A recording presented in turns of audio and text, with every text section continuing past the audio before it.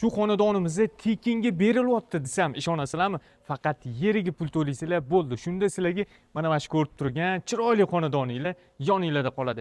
Keling uyimizdan ko'ramiz. Uyimizga kirib kelishimiz shunaqa chiroyli katta darvozaxonadan boshlanadi. Bu tomonga bitta e'tibor bering. Hovlisi juda ham chiroyli, ta'mirlardan chiqazib qo'yilgan, o'zini mevali daraxtlari ham ekib qo'yilgan. Bundan tashqari hovli qismida bu tomonimizda ko'rishingiz mumkin tapchanli zonalari ham bor. Endi xonalarni bir chekkadan ko'rib chiqamiz. Qarang. Bu tomonimizda 3 ta xona bo'ladi. Kirishimiz bilan bitta hol va bitta mehmonxona va bitta yotoqxona o'zini yonida umumiy yuvinish xonalari bilan. Bu tomonimizda bo'lsa bitta yotoqxonasi va bitta bolalar uchun mo'ljallangan yotoqxona va o'zini umumiy yuvinish xonalari ham qilingan.